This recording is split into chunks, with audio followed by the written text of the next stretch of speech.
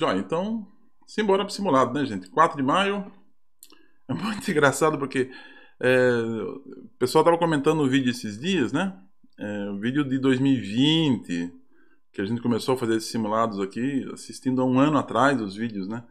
Então, é muito legal, eu gosto de pôr a data pra gente ficar mais localizado aí, mas é muito legal, não tem data pra coisa, né? Esses dias me mandaram, estavam assistindo um vídeo de um ano atrás aqui, muito legal. Obrigado, pessoal, que está presente aqui, que nos ajuda a estudar, né? Porque, na verdade, vocês estão ajudando a gente a estudar juntos, né? É um estudo junto aqui, um estudo compartilhado, tá bom? Então, simulado 47 já, ok? O que nós temos aqui nesse simulado? Então, nós temos essas são as questões, tá? Essas são as questões que vão aparecer aqui de legislação, está em vermelho. Lembrando que nós temos essa semana, nas quintas-feiras, os simulados da LDB. Então, a LDB não vai aparecer por aqui às terças durante uns 2 meses, né? A LDB terá toda quinta-feira são 5 questões lá no Telegram. Constituição já fizemos isso com ECA também. Então aqui nós vamos trabalhar com a BNCC para baixo, né? BNCC com diretrizes curriculares e com os documentos aí da educação especial e de anos do ensino fundamental, tá bom? Então, qual que é a lógica dos autores? Legislação é isso. Autores, então, essa semana nós temos o primeiro grupo aqui está na geladeira, né? O grupo dos autores, dos 6 autores que mais estão presentes nos concursos. Esse é o segundo grupo, o grupo que está aqui hoje, Emília Ferreira, César Coll. E no Telegram dessa semana é o terceiro grupo, com a Jussara Hoffmann, com o Vitor da Fonseca. Esse é o grupo que está no Telegram dessa semana, tá? Nosso grupo de Telegram aí. Então, é isso. Ficou assim configurado as questões, áreas, né? Castro, Coll, Delisoikov, Ferreira e Rópoli. Como é que vocês foram no simulado? 6, né? Tá bom, né? Tá bom. O link acho que não é esse aqui. Deixa eu tirar esse daqui. Esse link daqui. Não deve ser esse link daqui. Isso aqui é semana passada. Então, vocês foram 6.1. Melhorou bem do simulado da semana passada, que vocês ficaram traumatizados, né? Então, fez 6, está na média. Fez 7, está melhor que a média. Assim vai. Nenhuma questão 100% de erro, nenhuma questão 100% de acerto. Um simulado mais equilibrado um pouco, mas é sempre aleatório, tá? Não é opção minha. Eu vou pegando as questões que não foram feitas, sempre questões inéditas. Às vezes a questão caiu em algumas provas. A VUNESP e tal fez prova no concurso numa cidade, repetiu na outra cidade, aí não tem como cercar. Mas as questões em si, elas são todas inéditas aqui, tá? Então vamos lá, 6.1, a nota da classe, já falei, a nota da prova, que classe é esse? A nota da turma é importante, já falei no simulado passado, sempre estou falando, por quê? Para você se localizar, fui bem ou não fui bem? Fui bem perante um grupo que estuda, fui bem, não fui bem perante um grupo que estuda, fui melhor que o grupo, é uma forma de você ter uma base de como está o seu rendimento, tá bom? Uma forma, existem outras. Acertou 7. É isso. Obrigado, Antônio. É isso mesmo. Os simulados não se repetem. Então, se você assistiu um simulado de um ano atrás, não tem questão desse simulado, tá?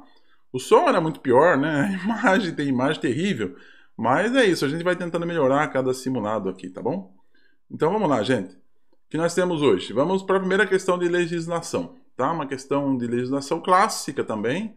Tem parecidas nos outros simulados, mas é a primeira vez que aparece aqui, Guararapes, VUNESP, professor PEB 1, né, que é o alvo dos nossos simulados aqui, o alvo principal.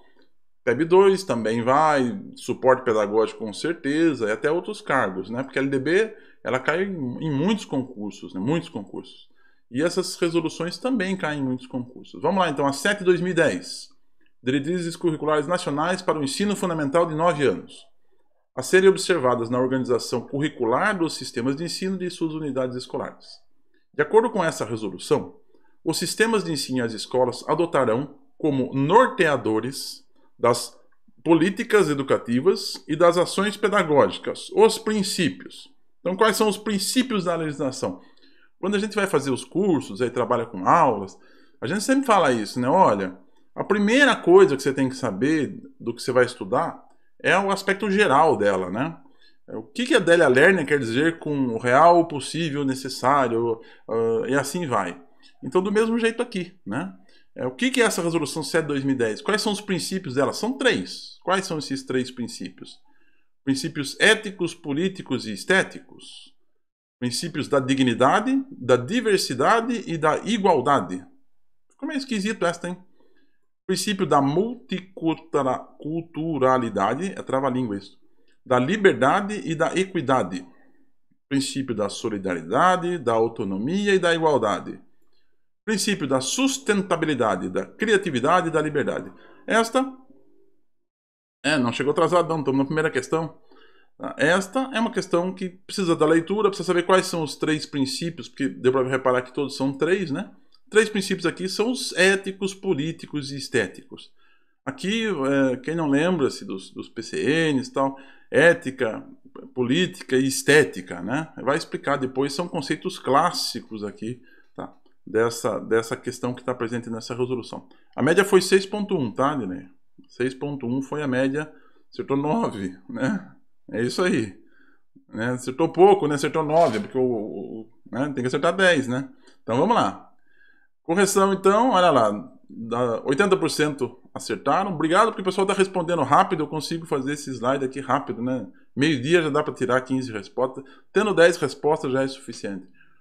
Bom, então o pessoal foi bem nessa questão, tá tranquila essa, né? Ético, político e estético. Qual foi a dúvida aqui? A fonte do erro, alternativa C. Princípios da multiculturalidade, da liberdade e da equidade. Equidade, a gente falou muito aqui no simulado passado, né? Às vezes leva a confusão, mas não é. E onde é que está isso? Lá na resolução 7, gente. Isso. Sem estudar, aí é a questão. Foi bom você colocar isso. Sem estudar, às vezes você consegue sair da questão. Mas aqui, não tinha como sair da questão sem ler o parecer, tá? Então aí você colocou bem no chat aqui. Sem você ler isso, sem você entender o que era aquilo, você saber que é lá o ensino fundamental de 9 anos, qual é o princípio geral, né, é difícil. É muito difícil responder sem ter o conhecimento. Agora aqui é legal porque quem foi aqui, por exemplo, olha, o princípio da multiculturalidade, não é isso que está lá. São os princípios éticos, políticos e estéticos. Onde que está isso? Lá na página 2, olha. Não está longe, né? Princípios. Artigo 6º, olha. E a gente sempre fala isso, quando dá um certo destaque, veja, esse aqui é o texto original. Tem até um certo destaque, né? Olha, princípios éticos, princípios políticos, princípios estéticos. Tá na cara que isso vai pintar no concurso. Desse jeitinho que está aqui, né? Então, aqui explica o que é cada um desses princípios. São conceitos clássicos aí na legislação. Começou lá no PCN, veio nas diretrizes, mas tá bem destacado. A gente falou aí no vídeo passado aí dos destaques do texto, né? O texto se destaca. E hoje eu vou falar, acho que umas 3 vezes a mesma coisa. Quando você vai para uma questão como essa, né? Eu estou aqui encarando essa questão, né? Vamos limpar aqui. Eu estou encarando essa questão. Não sou eu vou falar uma coisa que é muito xarope, né? Mas não sou eu que vou para a questão. É a questão que tem que vir em mim, né? Eu olho para as respostas, não tenho que me esforçar muito para achar a resposta. A resposta, ela vem ao meu encontro, tá? Essa é um princípio de quem começa a estudar muito. Esse é o caso que você citou. Quando eu olhei a questão, eu falei, eu estudei, eu sei o que é isso. Ou seja, a questão veio em você. Não precisou de um esforço muito grande para resolver, né? Então é isso. Beleza, 80% foram. Vamos para a segunda. Essa questão já é mais longa, né? Mais longa, mas nós fizemos o seguinte, então, para melhorar um pouquinho a leitura, porque não dá para estudar desse jeito, né? A questão é mais longa, então nós vamos dividir aqui o texto e depois as perguntas, tá? Então, só para vocês quando fizeram lá no formulário, tá tudo junto. Mas aqui fica muito pequeno, olha como é que fica na tela isso. Não dá para fazer assim aqui, esta aqui, né? Então vamos lá, vamos dividir. O texto. O Nécio aplicou lá em sertãozinho. Ensinar na escola, ser professor é trabalhar com o desenvolvimento humano e com a construção do conhecimento numa realidade multicultural. Então, olha, a 4/2010, agora não é a 7/2010, hein? Esse trabalho corresponde ao desenvolvimento do currículo na Escola de Educação Básica. Esta, ou seja, a Escola de Educação Básica, conforme se afirma na Resolução 4/2010, essa escola ela é o espaço em que se ressignifica e se recria a cultura herdada, reconstruindo-se as identidades culturais, em que se aprende a valorizar as raízes próprias das diferentes regiões do país. Artigo 11. A transversalidade e a interdisciplinaridade são duas categorias importantes. São conceitos clássicos, né? A gente vai fazer um dia uma playlist aqui com conceitos clássicos, né? Transversalidade e interdisciplinaridade são conceitos clássicos. São duas categorias importantes para um trabalho de desenvolvimento do currículo, que tenha por objetivo formar sujeitos capazes de uma leitura de mundo crítica e propositiva. É porque o crítico que só critica e não propõe nada é um chato, né? Isto porque a realidade, que é a um só tempo una e múltipla, exige para uma aproximação com mais propriedade dos fenômenos naturais e sociais, que se busquem os princípios, os possíveis pontos de convergência entre as várias áreas e a sua abordagem conjunta, propiciando uma relação epistemológica entre as disciplinas que correspondem à interdisciplinaridade. A Resolução CNE 4/2010 aborda essas duas categorias. Quais duas categorias? Interdisciplinaridade e transdisciplinaridade. Tá? Então, toda essa leitura aqui serve para deixar a gente muito doido, mas na verdade o que você vai precisar saber é o seguinte, é o que está no finalzinho. Né? Aqui, ó. Em relação à transdisciplinaridade, o que afirma a Resolução 4/2010? Vamos lá? Então essa já dá para fazer com base na interpretação das alternativas, mesmo que eu não conheça ainda bem o texto, né? Vamos lá, alternativa A. O que é transdisciplinaridade? O que a Resolução lá em 2010 propôs? É um novo critério para introduzir no currículo do ensino fundamental brasileiro novas disciplinas chamadas temas transversais. Gente, disciplina já está falando, é um tema, não é algo estanque. Você vai ter a disciplina ética, disciplina sexual, não dá para ser isso. Então, aqui não podia marcar, muita gente marcou, hein? Tá? Então não pode ser, porque não é um critério transdisciplinar, é um novo critério para colocar disciplinas lá no ensino fundamental, não é isso. Alternativa B. O critério da transdisciplinaridade, ela se opõe à interdisciplinaridade, pois essa se coloca como guardiã da verdade. Ou seja, a interdisciplinaridade é a guardiã da verdade. E se apresenta como a única forma de buscá-la. Então, transdisciplinar é uma coisa oposta à interdisciplinar. Não sei, será que é isso? Vamos deixar na dúvida. Alternativa C. Transdisciplinar se refere à proposta de renovação didática, pela qual os professores ministram disciplinas diversas da sua licenciatura. Você é formado em matemática, então você vai... Olha que absurdo aí. Você vai ministrar aulas de língua portuguesa. Isso é transdisciplinar. Não é, né? Aí não dá, aí fugiu. Alternativa D. Se remete à dimensão didático-pedagógica. E nisso, ela difere da interdisciplinaridade, sendo que ambas complementam-se. Aqui precisa saber se é isso. Será que ela é didático-pedagógica e ela se complementa com a inter? Tá melhorzinha que a B, hein? Vamos para E. Transdisciplinar diz respeito a uma abordagem didática opcional, que agrupa conteúdos das disciplinas obrigatórias do currículo por temas. Você sabe que não está ruim assim se você nunca estudou isso, né? Então, 3 possibilidades de dúvida aqui. A alternativa correta. Temas transversais mais matéria. É isso mesmo. A alternativa correta está aqui, né? Está aqui na D. Se refere à dimensão didático-pedagógica. E nisso ela difere da inter. Tá? Ela difere porque é a dimensão didático-pedagógica. Sendo que ambas complementam-se. Por que está boa essa questão? Outro conceito que a gente discute aqui. Não está reducionista, né? Está um conceito que engloba, que amplia, que deixa maior, que deixa melhor. É um outro conceito que a gente, aos poucos, vai treinando aqui, tá? Questão longa, mas a questão longa, você tem que se divertir com ela. Por exemplo, se você tivesse... Às vezes eu faço isso quando estou com o saco cheio, né? Vou explicar isso. Às vezes, eu olho o texto imenso aqui e eu pego o finalzinho. Às vezes eu faço isso. Olha, a Resolução CNE aborda 2 categorias. Em relação à transdisciplinaridade, ela afirma... Então, na verdade, eu nem leio. Muitas vezes nem leio essa loucura aqui. Às vezes isso dá um trabalho perdido, porque você lê o finalzinho repete ao meio, é uma loucura. Mas eu, normalmente, faço olhando pro final. Olha aqui no finalzinho. Se aqui o final me basta, eu vou para a alternativa. Isso funciona na maioria das vezes, tá? Muito bem. Vamos lá para ver como é que vocês foram. 67% acertaram, longa, cansativa, mas o pessoal acertou bem. Onde foram as fontes do erro? Igual aqui, né? Que é um critério novo, alternativa A, para novas disciplinas chamadas temas transversais. Não existe uma nova disciplina de tema transversal, né? E é uma proposta, alternativa C, que é uma proposta de renovação didática, que os professores ministram aula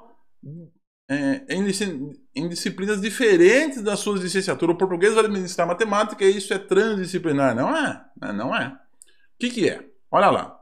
Lá na página 6 do parecer, está escrito, parágrafo 5º. Transversalidade difere da interdisciplinaridade e ambas complementam-se, que é o finalzinho aqui da resposta. Olha, ambas complementam-se. Rejeitando a concepção de conhecimento que toma a realidade como algo estável, pronto e acabado. A transversalidade refere-se à dimensão didático-pedagógica e a interdisciplinaridade à abordagem epistêmica dos objetos do conhecimento. Esse palavrão epistêmico, né? Porque epistemologia é usado para quem quer ser chique, né? Bom, as disciplinas, elas são colocadas em caixinhas, né? Matemática é diferente de português, que é diferente de educação física, que é diferente de arte. Cada uma tem a sua caixinha, tá? Isso é feito pela epistemologia, pelo estudo de cada conhecimento separado. Beleza. Aí você tem a interdisciplinaridade, é aquilo de uma disciplina que ela ocupa o campo da outra, né? Por exemplo, você vai lá na educação física, você vai fazer o índice de massa corporal. Peso dividido por altura ao quadrado. O que é isso ao quadrado? É a matemática que você traz aqui na educação física. Ok. Isso existe em todas as disciplinas. E a transversalidade é aquilo que a dimensão didático-pedagógico se ocupa em todas, tá? Então aí é uma diferença porque são diferentes abordagens de diferentes campos. O parecer traz uma explicação muito interessante sobre isso, mas isso, claro, só esse tema merece um vídeo à parte para explicar isso, né? Isso. Trans é didática, é isso mesmo. Boa aí, Freitas. Bom, não consigo ler tudo, tá, gente? Vamos para 3. Olha, outra questão imensa. Hoje foi o dia das questões imensas, né? VUNESP.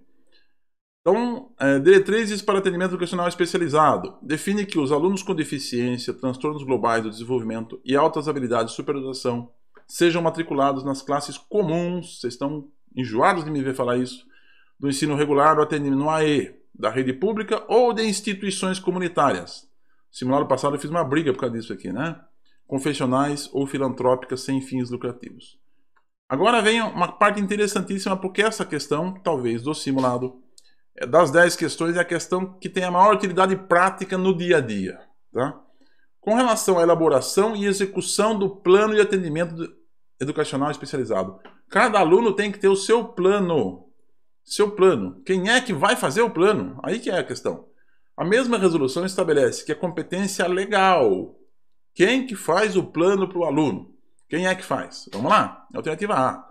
Os professores que atuam na sala de recursos, multifuncionais ou nos centros de AE, em articulação com os demais professores do ensino regular, com a participação das famílias e em interface com os demais serviços setoriais da saúde, da assistência social, entre outros necessários ao atendimento. Tá boa? Vamos para B. Quem é que faz o plano? São os professores e os gestores da escola, do ensino regular, em que o aluno está matriculado, fazendo constar do plano político-pedagógico esse atendimento e registros correspondentes, para o acompanhamento pelos pais ou responsáveis e apresentado ao Ministério Público quando for o caso. Cadê o professor especializado aqui no meio? Não tem. Então veja como isso aqui está ruim. Cadê o professor do AE aqui pro meio aqui? Não tá. Vamos para C. Quem é que faz o plano? Profissionais que atuam nos centros de AE ou nas salas de recursos, orientados pelos profissionais da área da saúde e da assistência social, garantindo o apoio integral aos alunos e às suas famílias. Olha, na terça-feira passada, a gente discutiu barbaridade aqui, né? Eu briguei com vocês aí por quê? Porque eu explicava essa história de laudo. Lembra do laudo? O laudo dizendo que a menina não pode ir para o sexto, fica no quinto. O profissional da saúde e da assistência social é que vai orientar o nosso profissional da pedagogia como é que faz um plano de atendimento pedagógico ao aluno? Não. O laudo pode ser aí uma fonte de... Vamos voltar aqui, né? Plano. O laudo pode ser uma fonte de informações, mas não é o profissional da saúde que faz o plano de atendimento pedagógico para o aluno, tá? Então não dá para ser isso aqui, não. Alternativa D. Quem é que faz o plano? Os especialistas na área da deficiência ou superdotação que farão a articulação com os professores responsáveis pelo atendimento educacional especializado ou sala de recursos. Ou seja, os professores especializados, eles têm um especialista, tipo um orientador de mestrado, doutorado, que vai fazer o plano para o aluno. Acho que não dá, né? Não dá para ser isso. Alternativa aí. Quem é que faz o plano? Os professores que atuam na sala de aula regular. Ok. Uma vez que é esse profissional o responsável direto pelo ensino sistematizado desses alunos, com o apoio do coordenador pedagógico da escola. Então aqui, acho que boa questão para dúvida é a A e a E, né? Quem é que faz o plano? O professor do AE, com a contribuição dos demais professores e todas as famílias e tal, ou os professores da aula regular, tá? Com o apoio do professor coordenador. De novo, tirou o professor especialista da jogada. Cadê o especialista aqui? Não tem. Então a alternativa só pode ser a A, gente. Tá? Só pode ser a A. Porque se você for pensar, lá na base da escola, cadê o especialista na elaboração do plano? Né? Então eu acho que aqui a dúvida podia ser na E, mas a questão A, sem dúvida, ela é a mais tranquila para fazer e ela é a mais aplicável, porque essa é a grande dúvida. Essa é a grande dúvida. O coordenador matou aqui. Se fosse professor especializado aqui, a coisa ia ficar muito ruim para responder, né? Mas o coordenador matou a alternativa aí. E esta aqui é a grande chave da inclusão, no meu ponto de vista. É a grande chave do trabalho pedagógico bem sucedido nas escolas. É fazer um plano para aquele aluno. Quem é que faz o plano? O professor da sala regular não tem condições. É o professor da sala de recursos, tá? Ou dos centros, mas numa articulação com o professor da sala de aula regular. Eu acho muito legal essa questão por conta da sua praticidade. Foram muito bem, né? 93% acertaram. O pessoal já está ficando bom em educação especial de tanto me ver descer o pano aqui, né? Nas coisas que são feitas erradas. E olha, a única pessoa que foi aqui foi exatamente nessa dúvida, que podia ser o professor da sala regular mesmo. Não está ruim a resposta. Só que aqui, veja, tirou a história de professor especializado. E tem que ter por isso que chama AEE, né? Atendimento educacional especializado. Tem que ter um profissional com formação para atender aquele aluno, tá bom? Educação especial é isso, né? Cada vez mais nos concursos. Onde que dá isso lá? Artigo 13, tá? Na última página, inclusive, dessas diretrizes. E aqui é muito interessante esse artigo 13, porque a gente viu em vários outros simulados, tinha outras questões aqui para o meio. Quais são as funções ou quais são as atribuições do professor do AE? O professor do AE, quais são as funções e as atribuições dele? Está aqui, ó, número 2. Elaborar e executar o plano de atendimento educacional especializado, avaliando a funcionalidade e a aplicabilidade dos recursos pedagógicos e de acessibilidade. Ok? Então esta é a função, essa é a segunda função do professor do AE, a elaboração do plano. Como questão prática, esta aqui é maravilhosa para o trabalho no dia a dia, gente. Isso mesmo. E é isso mesmo, Vanessa. A gente precisa, aqui não se trata de uma questão, mas vamos estudar só para o concurso, né? Veja essa questão. Vamos estudar para concurso? Não se trata disso. Aqui é tentar juntar duas coisas. O concurso, porque esse é um tema muito interessante e a gente precisa de emprego, a gente precisa efetivar, ingressar no serviço público. Eu sou amplamente favorável ao serviço público. Mas a gente também não pode deixar... eu fiz alguns cursos de pedagogia Waldorf, né? E o Rudolf Steiner, que é o idealizador da pedagogia, ele fala o seguinte: o ensino tem que ser econômico. Né? Já que a gente está fazendo uma coisa, aproveita e faz outra junto. É mais ou menos aqui. Já que nós estamos estudando as questões, vamos aproveitar o conhecimento para a gente usar no nosso dia a dia também. Aproveita e faz as duas coisas juntos, né? Ok. Então vamos lá para a quarta e última de legislação. Na verdade é uma publicação, né? É o documento Ensino Fundamental de 9 anos, orientações para a inclusão da criança de 6 anos de idade. Essa inclusão aqui não é educação especial, hein? Não confunda. Bom, tem lá no capítulo Letramento e Alfabetização, tem pensando sobre a prática pedagógica. Então tem 3 autoras e elas pegam a Magda Soares. Mas eu não estudei Magda Soares, mas está lá no documento.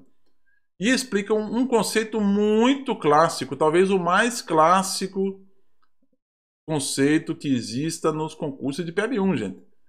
A diferenciação de alfabetização e letramento. Então a gente já trabalhou aqui uma ou duas vezes essa questão, mas tem que, sabe, né? Tem que reviver, tem que revisar, sabe, né? Tem que reviver, tem que revisar, e vamos trabalhar essa questão. Essa questão não tem autor, portanto sou eu, né?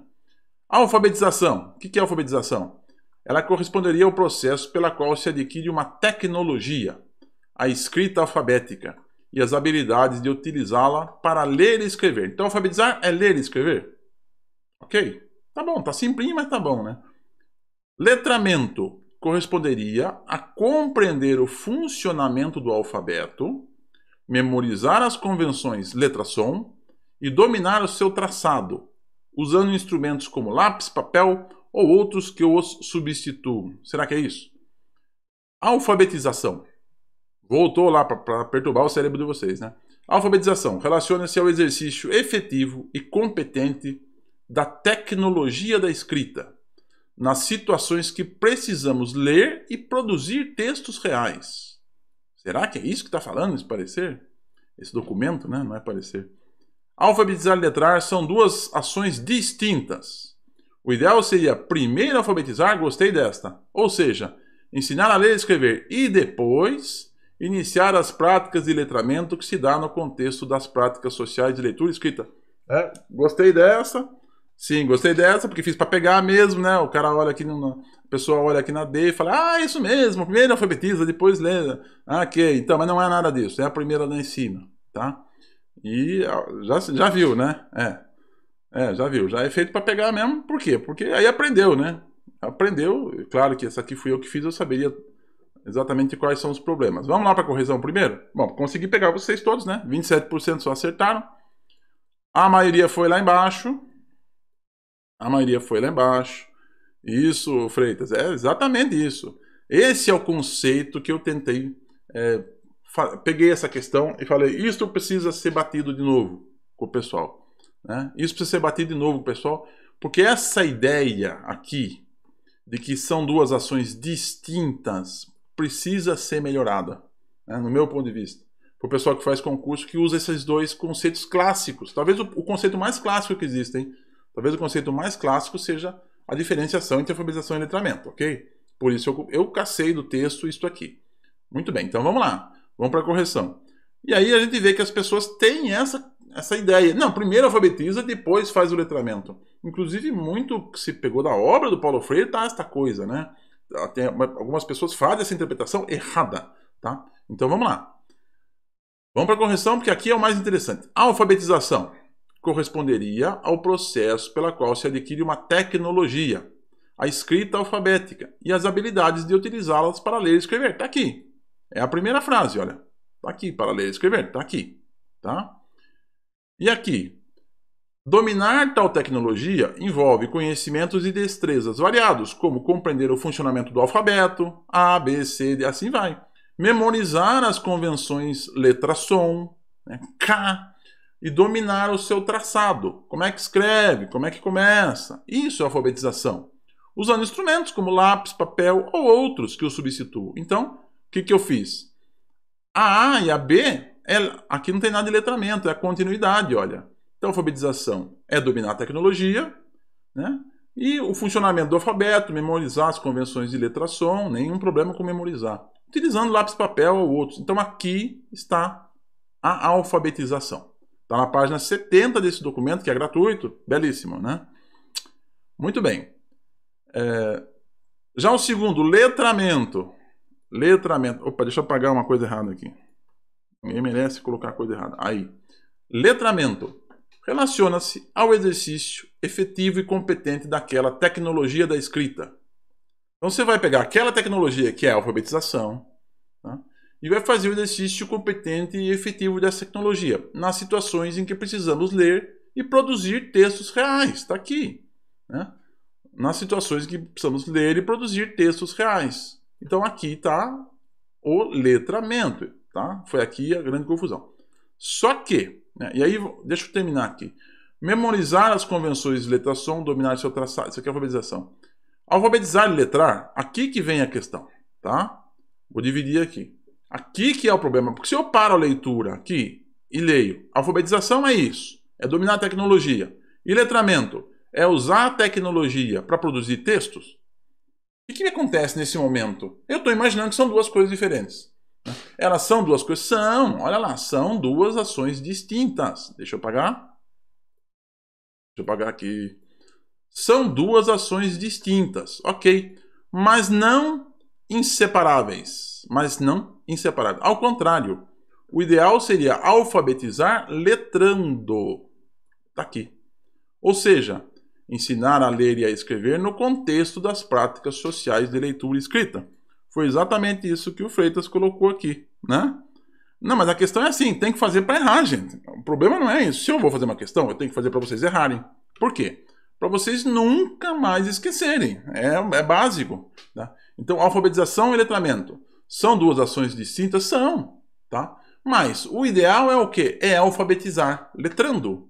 Que é aquilo, a Magda Soares está falando aqui, mas é aquilo que a Emília Ferreiro fala, é aquilo que a Délia Lerner fala, é aquilo que a Thelma Weiss fala, que é aproximar a prática social da escola, tá? Não é na escola faz uma coisa, na prática social é outra. Lembra lá da Délia Lerner, que viu o menino na rua fazendo troco e lá na escola não sabia matemática, não sabia fazer continha? Então, a ideia é essa, é alfabetizar letrando. São duas coisas distintas, mas não são inseparáveis, tá?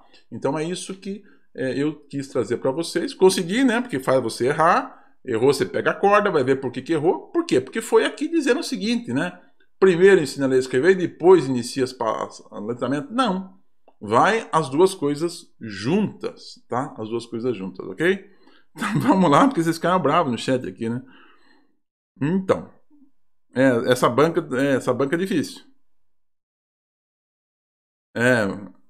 Não vou nada, não vão me chamar, eles vão me processar, o máximo que eles vão fazer comigo. Sempre erra essa banca, pois é, mas é pra errar mesmo. Codificar, trata-se apenas da escrita ou pode ser leitura também? E o termo decodificar. Codificar, no meu entendimento, é você colocar num código, né? Aí começa por aí a complicação. A gente vai ter que falar uma meia hora sobre isso, mas o tempo estoura. E decodificar seria como se fosse decifrar. Eu estou falando por mim, tá? Então eu codifico, coloco num código, eu decodifico, eu interpreto aquele código. Lembra aquela brincadeira do silábio com valor? A gente já vai falar disso na próxima questão aí. Coloca para mim, ele está codificando quando ele escreve. Aí quando você fala para ele, o que você escreveu aí? Leia para mim aí. E aí ele põe o dedinho lá e lê, ele está decodificando. Não é isso? Eu acho que isso é perfeitamente possível na leitura também, mas se trata sempre da escrita, tá, Fred? A gente pode voltar aqui, pegar uma questão de codificar e vou marcar aqui, né? Vou pegar uma questão de codificar e decodificar e coloco no próximo terça-feira, tá bom? Para a gente debater sobre esse tema daí. Bom, olha, esse aqui é um documento, Ensino Fundamental de 9 anos, Orientações para a Inclusão da Criança de 6 anos de Idade. Cai muito nas provas de PEB1 e de Educação Infantil. Tem um outro documento, A Criança de 6 anos, a Linguagem Escrita e o Ensino Fundamental de 9 anos, também do MEC, né? E esse outro documento, eles utilizaram também o mesmo conceito de alfabetização, o mesmo, numa caixa de destaque, olha. O mesmo conceito de alfabetização e letramento, tá? Utilizaram um destaque, então, em dois documentos, tem a mesma Magda Soares com o mesmo conceito. Então, ao estudar um, você está estudando os dois. Lembra daquela história de ECA, LDB, Constituição, que a gente faz os quadros dos deveres do Estado, princípios, e está em dois lugares? A gente vai começar a fazer isso em autor aqui também, tá? Então, está presente em dois lugares, alfabetização e letramento, a mesma Magda Soares com o mesmo conceito. Estudou lá, estudou cá, tá bom? Telegram pode qualquer um participar? Pode quem quer participar, né? Porque vocês não são qualquer um, não, né? Quem quer participar, só clicar lá, entra no grupo, todo dia 2 questões, terça-feira 10 e quinta-feira 5, tá? É para todo mundo participar, para quem quer estudar todos os dias, devagar e sempre, tá bom? Vamos lá então. Além disso, lembra do estudo econômico? Além desse documento, lá na BNCC tem uma história de multiletramento. Então, olha, na BNCC, na página 264, tem o que é letramento matemático. E lá na página 319, tem o que é letramento científico. Então, veja bem, porque são outros conceitos que vocês precisam trabalhar. Não existe só o letramento, o clássico na língua portuguesa, né? Em português, em linguagem, existe o letramento matemático, existe o letramento científico. A BNCC trabalha muito com o conceito de multiletramentos. Então tá aqui a indicação para vocês. Não vai dar para discutir agora, estamos com o tempo estourado, por sinal. Tá aqui os outros conceitos de letramento se vocês quiserem estudar, tá? Nas próximas eu trago outras questões aqui.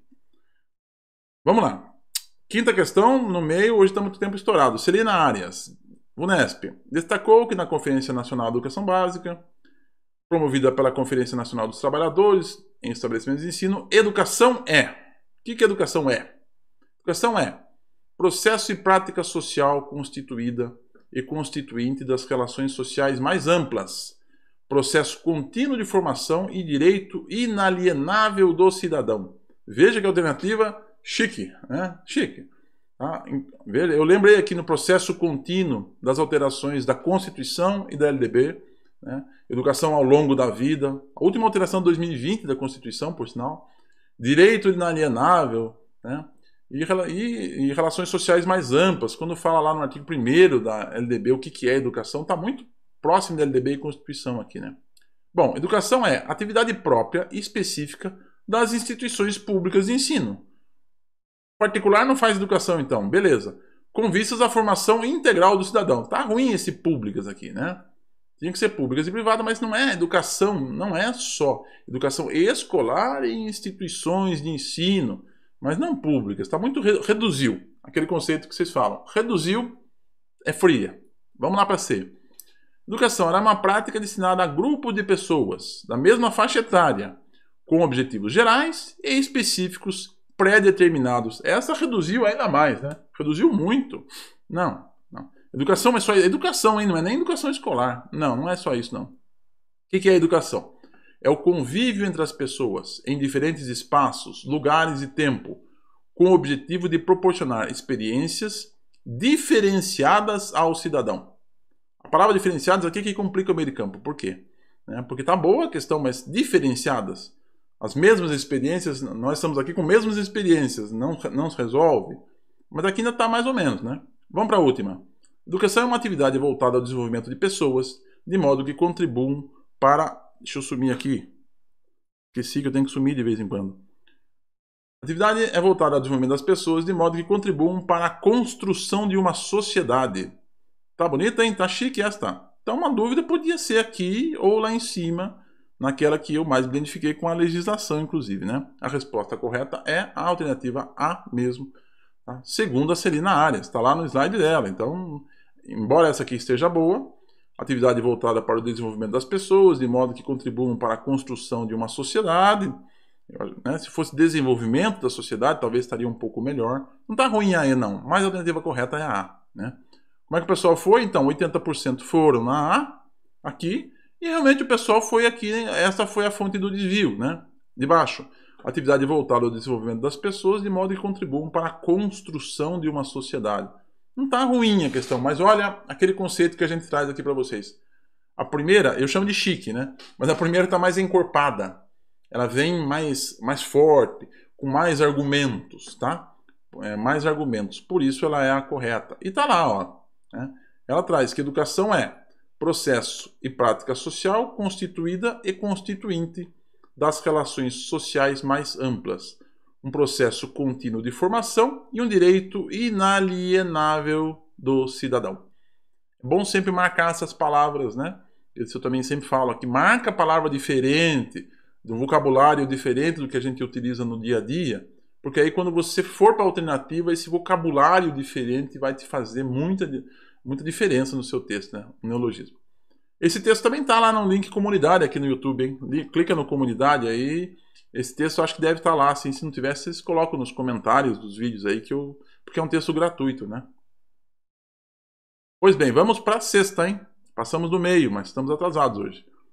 Unesp Serrana. Parece longa, mas não é, né?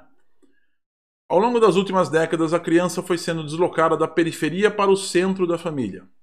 Do mesmo modo, ela passou a ser o foco principal do sistema educativo, né? Era aquela família grande, imensa, com muita gente, reduziu a família. Então a criança foi ganhando em importância, mais ou menos, né? Do mesmo jeito, ela passou a ser o ponto principal do sistema educativo. O deslocamento é fruto de uma longa história de emancipação, na qual as as propostas educacionais têm peso importante. Na consolidação dos direitos das crianças, as responsabilidades específicas dos adultos que as cercam vão sendo modificadas e a relação escola-família passa a ser regida por novas normas e leis. É a relação escola-família da Castro e Regatieri.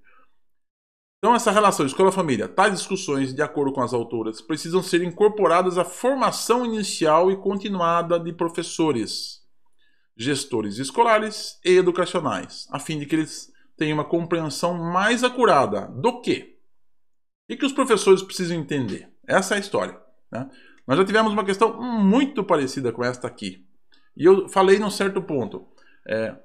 Eu gosto de estudar legislação e depois autores. E tem muito autor que se baseia em legislação. Vocês viram a Celina Arias agora há pouco, com alguns enfoques de LDB. E eu falei isso numa questão da Castro e Regatieri aqui. Então, inclusive a tela de correção foi um quadro com um artigo de uma dessas legislações. Qual será? Né? Qual será a legislação que essas duas autores, quando vão falar de relação escola-família, elas se baseiam na doutrina da proteção integral sustentada no ECA? Será que é isso? Ou é na teoria do desenvolvimento pleno do educando, sustentado na LDB? Veja, aqui vai falar, olha a dica aqui, consolidação dos direitos das crianças. Observe ali. Da doutrina da proteção integral, sustentada na LDB. Da teoria do desenvolvimento pleno do educando, sustentado no ECA.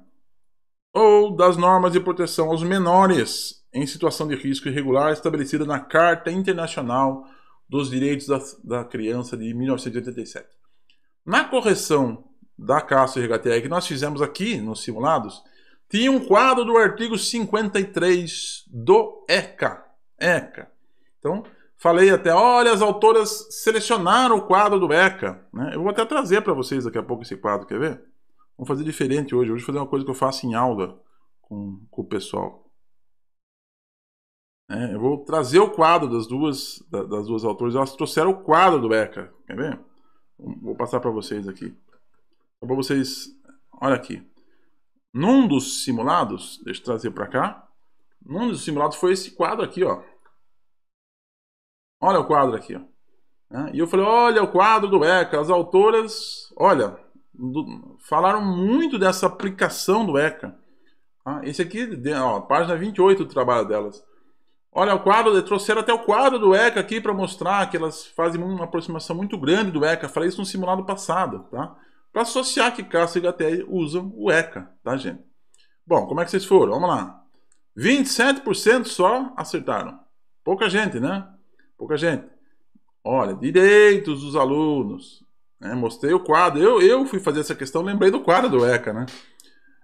Doutrina da proteção integral. Né? Relação escola-família. Família-escola, gente. O que envolve isso? Não é a rede de proteção? Tá? Se fosse só escola, desenvolvimento pleno do educando, tá? Agora, a proteção integral sustentada na lei de diretrizes é muito mais no lado da educação, do desenvolvimento. Agora, direitos das crianças, olha aí, a chave da resposta, está plenamente aqui no ECA. Tá? E foi uma questão meio dividida, difícil, tá? Difícil. E onde está isso no texto delas? Está um pouco abaixo daquele quadro, né? E é uma questão que a gente também muito útil para o dia a dia. Exemplo daquela questão da função do... Quem é que faz o plano de atendimento dos alunos da educação especial? Esta é uma questão também de muito uso diário. É comum se ouvir nas discussões acaloradas entre professores sobre o ECA, principalmente quando ocorre alguma infração envolvendo adolescentes que recebem a proteção indicada pelo Estatuto. De fato, todo mundo mete a boca no ECA? Esse ECA deixou a criançada folgada. Não é isso que o pessoal fala?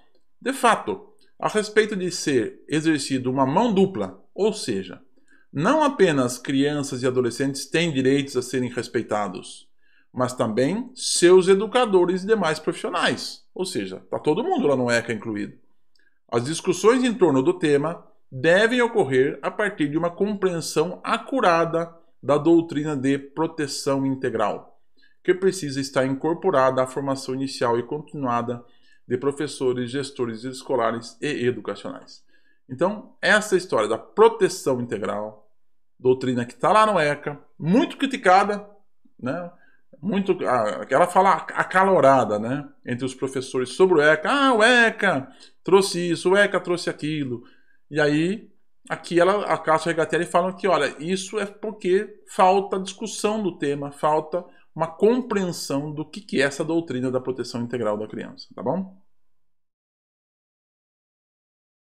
Muito bem. O chat hoje vocês estão, acho que é o recorde mundial de participação de vocês no chat aqui. Não tá difícil até de acompanhar, tá? Por isso que eu estou até atrasado hoje. Então, vamos embora. Desculpe se eu não puder falar o que vocês estão pondo no chat. A sétima, vamos lá. César Cole, mas tem uma Tereza Mauri lá dentro. No tópico destinado à contribuição do aluno e da aluna na aprendizagem, esquemas de conhecimento e atribuição de significado, Tereza Mauri destaca que na aprendizagem, então, nos esquemas de conhecimento e atribuição de significado. O que será que a Tereza Mauri falou? Na aprendizagem, os conhecimentos prévios dos alunos estão armazenados na mente, organizados em esquemas de conhecimento que não possuem conexões entre si. Dá para reparar que isso aqui está difícil, né? Eu não iria nessa de jeito nenhum, né? Vamos lá, alternativa B. Os esquemas de conhecimento são da mesma natureza do que o da experiência ou situação em que o conhecimento foi gerado, pois eles podem ser considerados como cópias da realidade. Cópias da realidade? Sei, eu achei esquisitona isso. Alternativa C. É de se estranhar que os alunos que participam da mesma experiência tenham representações diferentes daquilo que aconteceu e que todos estejam totalmente seguros de estarem certos. É de se estranhar que os alunos... Então a gente faz esse simulado aqui, é de estranhar que né? Tem gente que tirou 9, tem gente que tirou 7, é de estranhar isso? Acho que não, né? Não. Essa com certeza não iria. A outra estou um pouco na dúvida. A D. Os conhecimentos do tipo declarativo, referentes a como fazer, e os conhecimentos do tipo procedimental, referentes ao que dizer de uma experiência, procedimental é dizer, estão integrados nos esquemas do conhecimento. Eu não sei, deve estar boa isso, né? Se não for a correta. Vamos para aí. Todos os conhecimentos que o aluno possui podem ser importantes, mas nem todos participarão do mesmo modo na atribuição de significado. Certamente alguns garantirão esse processo mais diretamente do que outros. Também está boa. D, E e A, para mim, são opções possíveis. A mais completa é a última, né? Está mais cheia, está mais completa. Mas é uma questão difícil, hein? Vamos ver como é que vocês foram. 60% acertaram. Foram bem nessa questão. Em questão difícil, e foram bem, hein? E a fonte do erro foi a D mesmo, olha. Os conhecimentos do tipo declarativo, o como fazer, e os conhecimentos do tipo procedimental, referentes ao que dizer de uma experiência, estão integrados nos esquemas do conhecimento, tá? Vamos para a correção? Vamos lá. Ok. Na aprendizagem, todos os conhecimentos que o aluno possui podem ser importantes, mas nem todos participarão do mesmo modo na atribuição de significado. Certamente alguns garantirão esse processo mais diretamente do que outros. Está lá, Tereza Mauri falando na página 98 do livro do César Cole, Construtivismo na Sala de Aula. Ok? Então é isso que ela falou. Então vamos apressar, senão a gente não termina. Essa questão é de doer, né, meu? Essa questão aqui do Delis Oikov. De doer porque eu não tenho mais questões dele, mas eu consegui achar aqui um processo de seleção para mestrado e doutorado. Aí eu vou pegar a questão de onde tem e coloco para vocês, né? Aliás, uma questão do Telegram ontem cedo, ou domingo, foi uma questão do Telegram do Delis Oikov que tem uma característica interessantíssima, né? É um conhecimento simples, que a ciência não é neutra. Simples, uma coisa simples, ciência não é neutra, né? Olha a vacina aí, olha a vacina ensinando para todo mundo que ciência não tem neutralidade na ciência.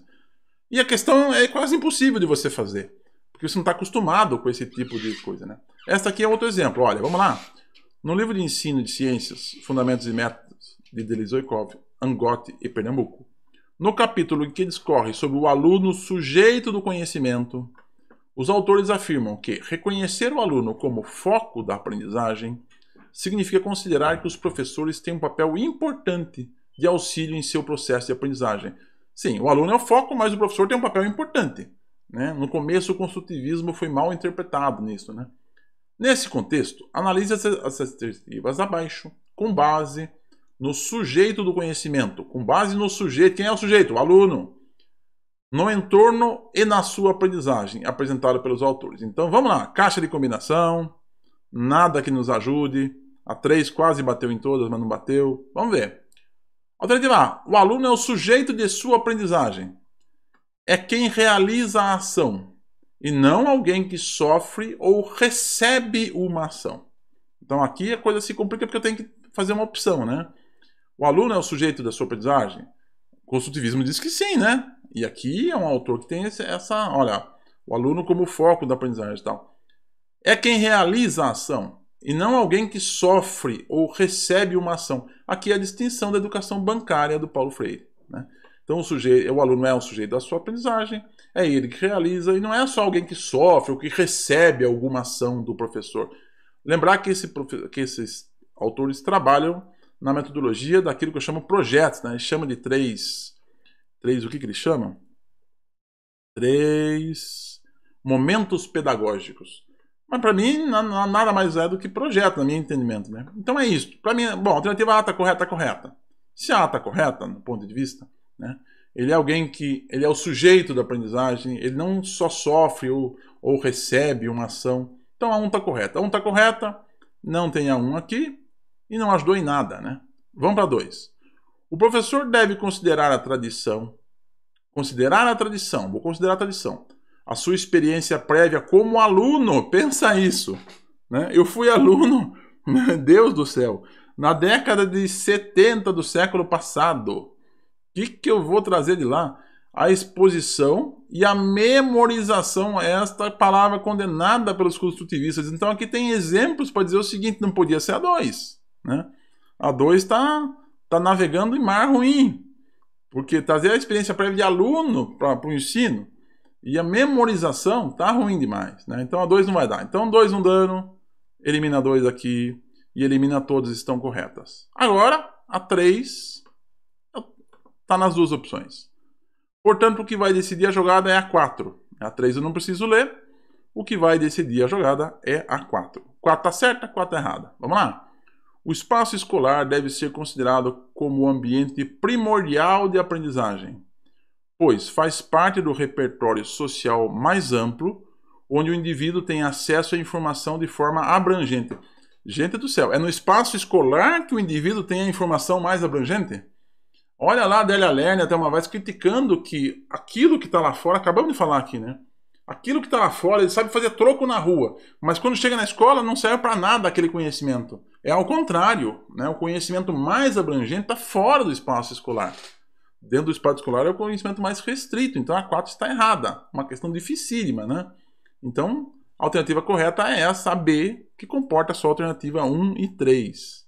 Haja dificuldade nisso aqui, hein? Isso, o chat está melhor que a minha explicação. Eu vou deixar para o chat explicar. Olha, aqui, bailou geral, 33% acertaram, mas foram na questão certa. Vê que não teve muita divisão. E aqui, realmente, foi aquilo que eu deixei, que eu fiz aqui, as contas que eu fiz aqui, ficou entre a D e a B. Imaginei vocês fazendo, né? Aqui o probleminha é isso, é achar que a escola é o ambiente primordial do conhecimento. Não é, gente. Acabamos de passar por uma questão que diz que não é. O mundo é o lugar primordial. E a escola tinha que tentar aproximar-se desse mundo. Não fazer o que ela faz. Né? Fazer com que o mundo tente se aproximar da escola. Tá? Todos os autores falam isso. Olha aqui o que eles falam especificamente. O sujeito aluno da sua aprendizagem, o sujeito de sua aprendizagem, é quem realiza a ação. E não alguém que sofre ou recebe uma ação. Não há como ensinar alguém que não quer aprender. É a fala deles. Uma vez que a aprendizagem é um processo interno que ocorre como resultado da ação de um sujeito, construtivismo, né? Só é possível o professor mediar, criar condições, facilitar a ação do aluno de aprender, ao vincular um conhecimento como seu porta-voz. A aprendizagem é o resultado de ações de um sujeito, não é resultado de qualquer ação. Ela só se constrói em uma interação entre o sujeito e o meio ambiente natural e social. Senhor Delis Oikov, Angote e Pernambuco, dificílimos, né? E eles têm esse método dos 3 momentos pedagógicos. Quais são esses momentos? Problematização inicial, organização dos conhecimentos e aplicação dos conhecimentos. Para mim, é um similar ao ensino por projetos, tá? É um bom estudo também para fazer desses autores aqui. Mas são difíceis, o pessoal pede, esses autores têm que apresentar. Vamos para a penúltima. Penúltima maravilhosa, né? Porque ela é enorme, mas não é difícil, né? Aí a pessoa que está com preguiça fala, ai meu Deus do céu, olha o texto, né? Olha o texto, Deus do céu. Vamos lá. Emília Ferreiro, em sua pesquisa sobre o processo de construção da leitura e da escrita ao lado de Ana Beroski, faz uma descrição mapeadora do processo que cada indivíduo percorre na questão da língua escrita. O fracasso ou sucesso da alfabetização depende de entender o nível de evolução conceitual da criança. Tá? Eu já vi pela minha visão periférica, olhando de longe, que eu vou ter que saber os níveis, mas eu continuo a leitura. Né? É importante para o educador alfabetizador, conhecer os caminhos que a criança percorre para estabelecer e compreender o processo de construção do sistema, intervindo de modo a levá-la a refletir sobre as suas hipóteses.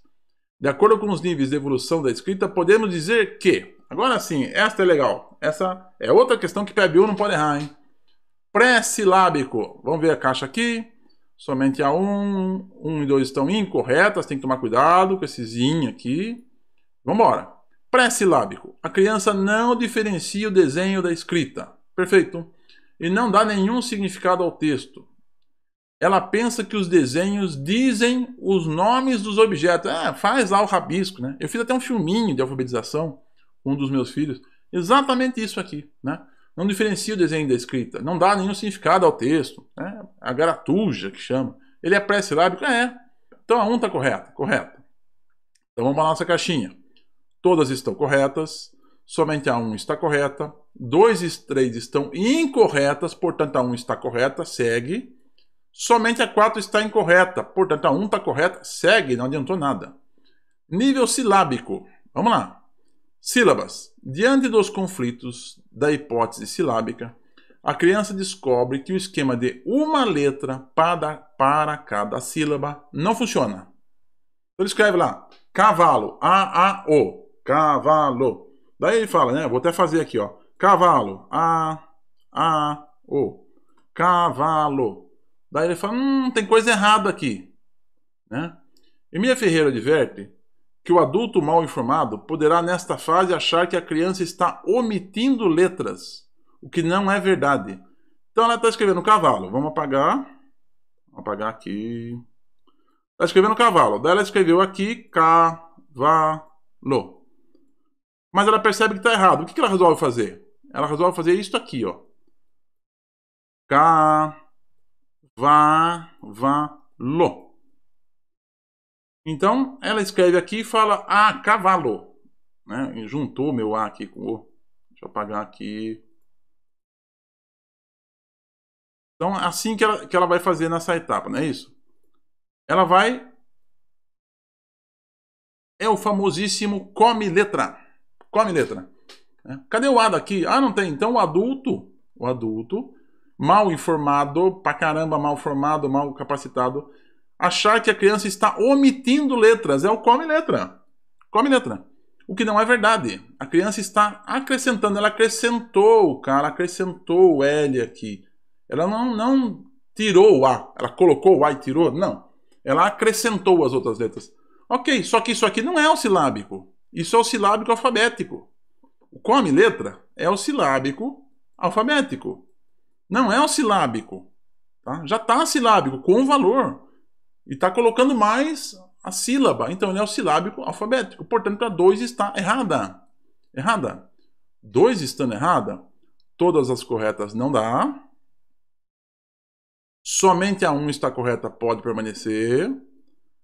2 e 3 estão incorretas, pode permanecer. Somente a 4 está incorreta, não dá mais. Opa, risquei errado ainda.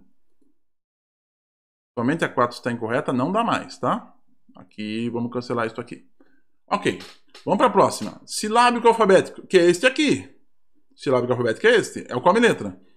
Essa escrita constitui um grande avanço e se traduz num dos mais importantes esquemas construídos pela criança durante o seu desenvolvimento. O que será que vai falar? Vamos lá, vamos apagar tudo aqui para fazer esse próximo. Vamos lá. Então, o silábico alfabético já foi Mas estava tentando escrever de novo, será? Vamos lá. Pela primeira vez, ele trabalha com a hipótese de que a escrita representa partes sonoras da fala. Porém, com uma particularidade. Cada letra uma sílaba. Olha lá. Ca-va-lo. Portanto, ele é o silábico alfabético? Não, ele é o silábico com valor. Ou pode ser assim, né? Ca-va-lo. Silábico com valor nas vogais ou silábico com valor nas consoantes. Mas ele não é silábico alfabético. Ele é silábico. A cada letra um som silábico, não silábico alfabético. Silábico alfabético é o famoso come letras. Então aqui não vai dar para esse número 3. Portanto, somente a 1 está correta, ainda vai dar. 2 e 3 estão incorretas? Estão mesmo. Então não adiantou nada também, eu tenho que ir para a última. Que questão legal, né? Que questão legal, porque faz estudar as hipóteses de escrita e leitura, tá? Vamos lá para a última, apagando tudo aqui. A última vai falar o seguinte, nível alfabético, vamos ver. Ela já é capaz de fazer uma análise sonora dos fonemas, sílabas, das palavras que escreve. Isto, porém, não significa que todas as dificuldades foram vencidas. A partir daí surgirão os problemas relativos à ortografia. Como é que é o nosso simpático cavalo? Cavalo. Ok. Nosso simpático cavalo.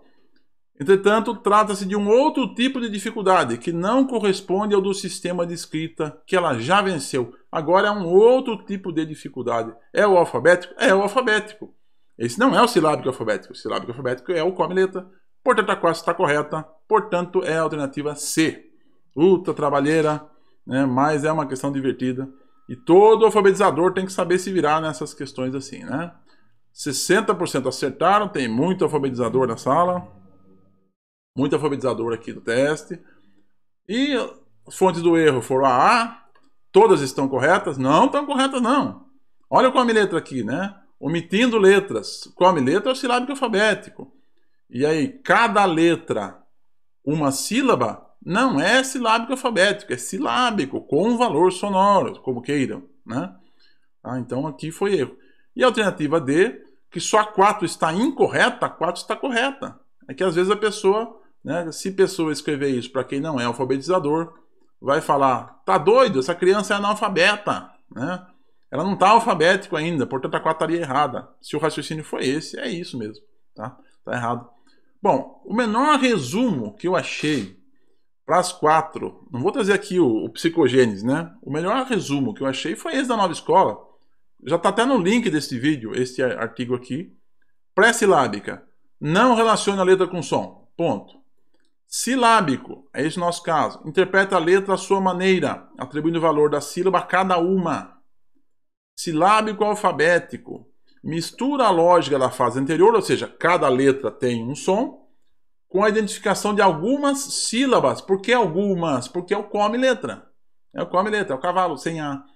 E alfabética. Domina, enfim, o valor das letras e sílabas. Mas tem dificuldade ortográfica. Faltou aqui, tá? Tem dificuldade ortográfica. Muito legal, porque é uma revisão dessa questão que é fundamental das hipóteses, né, de escrita dos alunos. Vamos para a última? Estourando o horário e muito hoje, né? A educação inclusiva concebe a escola como um espaço de todos. É Hoppoli, é de Irene Hoppoli, né? Na qual os alunos constroem o conhecimento segundo as suas capacidades, expressam suas ideias livremente, participam ativamente das tarefas de ensino e se desenvolvem como cidadãos nas suas diferenças. Conforme Hoppoli, a escola comum se torna inclusiva quando? Escola comum. Ela se torna inclusiva quando? Vamos para A. Quando ela ajuda o educando a se encaixar no padrão de normalidade. Agora começou com sacanagem na última, né? Quando a escola ela é comum, ela se torna inclusiva. Quando tem um padrão de normalidade, já acabou com a questão. Vamos parar por aí que nós estamos com o tempo de estudar. Escola comum, ela se torna inclusiva quando ela entende a identidade pessoal como algo natural, estável, olha a Covid para nos ensinar, permanente. Identidade é algo permanente, nunca vai, imagina. Criando grupos de alunos idênticos, meu Deus, para que tá ruim. Alternativa C, garante os direitos dos educandos com necessidades especiais, tais como a terminalidade específica. Falei no simulado passado aqui. que isso aqui tinha que ser exterminado da legislação. Porque se a educação vai ao longo da vida, que terminalidade é essa? Lembra aquele momento que eu estava bravo no simulado passado? Até cortei. Como que pode haver terminalidade se a educação ela vai se ocorrer ao longo da vida? Quando termina? Né? Terminalidade específica dos níveis de ensino e adaptação do currículo. Eu não iria nessa de raiva. Alternativa D. Então, quando que a escola comum ela se torna inclusiva? Quando ela oferece aos alunos... Aliás, eu vou voltar aqui, né?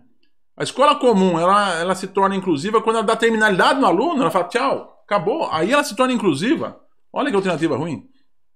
Vamos para D. Ela é inclusiva quando ela oferece aos educandos um ensino diferenciado, encaminhando-os às classes e às escolas especiais. Vai para a escola especial, a escola se torna inclusiva. Não dá, gente. Tá muito ruim isso. Vamos para a última. Ela é inclusiva quando ela reconhece as diferenças dos alunos diante do processo educativo e busca a participação e o progresso de todos, adotando novas práticas pedagógicas. De todos. Perfeitíssima. Tá muito boa essa aqui. Educação especial é um dos assuntos que eu mais gosto. E é a adaptação do currículo, né? Mas terminalidade é de doer, né? Vamos ser honestos. Vamos lá. 80% acertou. Olha, vocês foram bem, né? Claro. Então, todo simulado aqui tem questão de educação especial, então... O pessoal está se apropriando muito bem desse conhecimento. Onde é que foi a fonte do erro aqui, gente? A escola comum ela se torna inclusiva quando ela garante os direitos dos educandos com necessidades especiais, tais como a terminalidade. Gente, se deu terminalidade no aluno, está mandando o aluno embora. Como é que ela se torna inclusiva se ela fizer isso? O aluno está aqui, fala, você não aprende mais nada, adeus, vai embora. Ela se tornou inclusiva? Não. Mas foi bom para vocês entenderem que terminalidade, do meu ponto de vista, meu singelo ponto de vista, é uma coisa excludente, não faz parte da inclusão, não, tá? Onde que está isso lá? Capítulo 3 do texto da Rópoli, página 9. Texto gratuito também, belíssimo, tá? A escola comum se torna inclusiva quando reconhece as diferenças dos alunos diante do processo educativo e busca a participação e o progresso de todos, adotando novas práticas pedagógicas. Eu vou continuar um pouco a leitura aqui porque eu gosto desses textos. Não é fácil e imediata a adoção dessas novas práticas, pois elas dependem de mudanças que vão além da escola e da sala de aula. Lembra no simulado da terça-feira passada, com a reportagem? Com o juiz para o meio, com o médico, com o advogado. É isso. Ela vai além da escola, ela vai além da sala de aula, ela envolve pais, etc. Pessoal, com um pouco... Acho que nunca trazei tanto no simulado, né? Nunca vocês colocaram tanta coisa no chat. Então, muito obrigado pela participação. Obrigado pela responder os simulados. Foi divertido. Acho que o estudo é divertido, né? Serve para o nosso dia a dia, serve para nossa... E para a gente conseguir um lugar melhor nesse disputadíssimo mercado de trabalho. Obrigado pela participação de vocês, as respostas do Telegram, às terças-feiras. Fiquem bem. Por favor, se cuidem. Né? Tem a previsão de uma terceira onda, então se cuida. Mais do que o necessário. Terça-feira a gente volta aqui ao vivo. Não consegui responder todo mundo no chat, me desculpem, porque hoje vocês foram participativos demais no chat. Preciso agradecer vocês também por isso. Tornou legal a nossa passagem aqui, tá bom, gente? Obrigado.